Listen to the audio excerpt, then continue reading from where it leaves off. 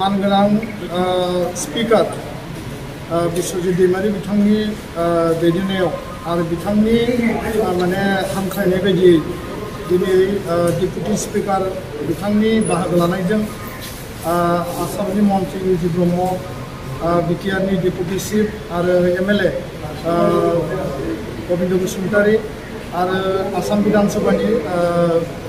one of द secretary आरो लोगोसेनो आसामनि गासैबो एमएलए बर' एमएलए बेयाव बिपिएल हान्जानि इउपिपिएल हान्जानि आरो कंग्रेस हान्जानिजों लोगोसेनो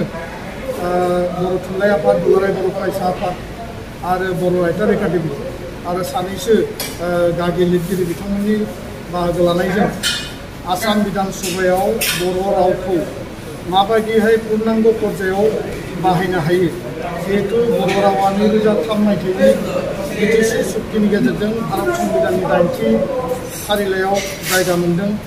आरो 2020 मायथाइनि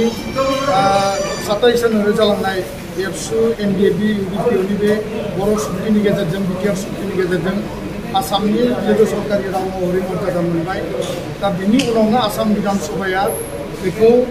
विधान सभानि मजियाव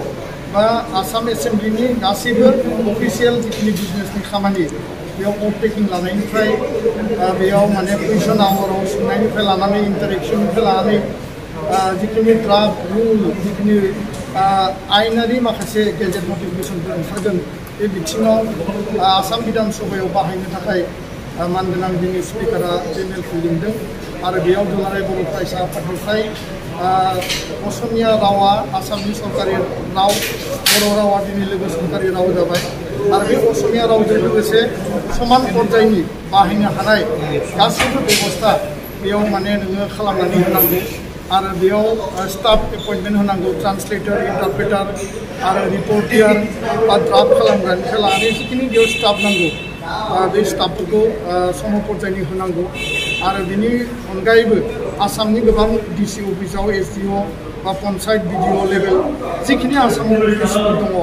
बे अफिसफोराव एप्लिकेसन लानायनिफ्राय लानानै बेखौ बाहायनाय आरो बिनि थाखाय ट्रान्सलेटर आरो इन्टारप्रेटार लाखिनाय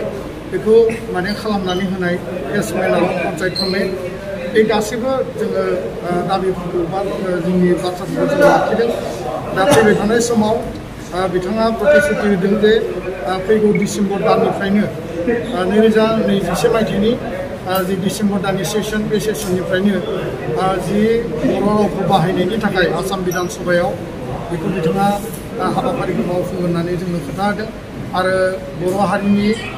जारिमिनाव दिनैनि जि मेल बे मेला मोनसे जारिमिनारि मेल होननानै जों बुंनो सानो आरो बिथाङा बर' स्पिकार हिसाबै आसाम विधान सभायाव मासि मोननायनि उनाव दिनै गिबि खेब मोनसे गिबि स्टेप बे जोंनि थाखाय जोबोद बाख्नायथावना आरो बेखौनो जोङो सानो जे फैबाय थानाय समाव नैबे जे बर' रावखौ बाहायनायनि थाखाय जिखिनि हाबाफारि मावनांगौ जोङो ज' ज'यै उननि समाव आरो सावरायबावगोन आरो बड'फा उपेन्द्रनाथ ब्रह्मआ जि मिजिं आरो थांखिजों बर' रावखौ फोथांना लाखिनांगौनि थाखाय बिथाङा आदर्श होनानै गालांबाय बर' रावखौ फोथांना लाखिनो थाखाय गोबां शहीद जालांबाय भाषा आन्दलन जाबाय आरो बे शहीदनि बिनिमयाव दिनै बर' रावखौ जों नैबे मर्यादासिम जों लाबोनो हादों उननि समाव जों जुजिलांनांगोन आरो साफ्रोमबो बर' हारिया माहारिबाद बर' हारि रावखौ मोजां मोननाय बर' रावखौ अनसायनाय बर' राव रायलायनाय बे बिथिंफोरखौ नोजोर होनानै जुदि बयबो जोथोन लायोब्ला बर' रावा आरोबाव गोजौ लेभेलाव बेयो जायगा मोनगोन दा बेखायनो दिनैनि मेला साक्सेसफुल मोनसे मेल आरो बेनिखायनो आसाम विधान सभानि मानगोनां स्पिकार बिश्वजित दैमारि बिथांखौ फिन दुलाराय बर' फरायसा आफादनिफ्राय रोजा रोजा जों साबायखर सार बे समाव नोंथांनिफ्राय मोनसे खोथाखौ मिथिनो लुबैदों जे सेन्ट्रेल टेटआवहाय सि टेटआव जे बर' रावनिफ्राय मोनसेबो साबजेक्ट गैया बे बिथिङाव आरो नवोदयाफोराव जिथु मोननांगौनि थाखाय जे बर' रावा मोनसे साबजेक्ट हिसाबै मोननो हायाखै बेनि सायाव माबा मोनसे स्टेप लागोन नामा हिसाबै बर' रावखौ लेंगुवेज पेपार हिसाबै थिसननो थाखाय दानि आथिखालनि आसामनि chief minister doctor Himanta Biswa Sharma बिथाङा थांनाय सरकाराव एजुकेशन मिनिस्टारमोन बिथांजों रायलायनाय समाव मोनसे माइन्ड ओंखारदों आरो CBSE नि जाय सेन्ट्रेलनि जायफोर सिटेटखौ खुङो बिथांमोना लेटार लिरहरदों आरो रिसेन्टलि जोङो बिटिआर सरकारनि मानगोनां चिफ प्रमद बर' बिथांजों रायलायदों डाइरेक्टर अफ एडुकेशन आरो सेक्रेटारि एडुकेशन बिटिआरनि दङ दा बिथांमोनाबो काउन्सिलनिफ्राय लिरहरगोन आरो फैबाय थानाय समाव सिटेटखौ जेरै सिटेटआव जेरैखि जायाबाबो बर' रावखौ सोफानो थाखाय जोङो दुलाराय बर' फरायसा आफादनिफ्राय जोङो हाबा मावगोन आरो दिल्लीया जेब्लानो नर्मेलाइजै कभिडनि परिबेसा जों दिल्लीयाव थांनानै बे हाबाफारिखौ जों मावगोन गुबुन मोनसे बाथ्राया जाहैबाय जे सिटेटआव जायफोर क्वालिफाइ जादों बर' मिडियामजों बर' मिडियाम फरायनानै जायफोरो दिनै सिटेट क्वालिफाइ जाबाय बिथांमोना फैबाय थानाय बिटिआरनि सिङाव ओंखारनो गोनां टेटनि आनजादाव एप्लाइ खालामनो मोननांगौ आरो बेखौ कनसिडार खालामनांगौ बिथांमोना साख्रि मोननो हानाय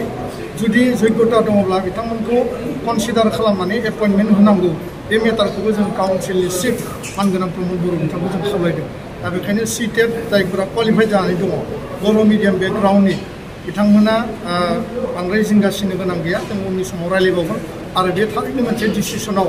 एक्जिकिउटिभ काउन्सिलनि गेजेरजों डिसिसनाव फैगोन होननानै जोङो मिजिंथियो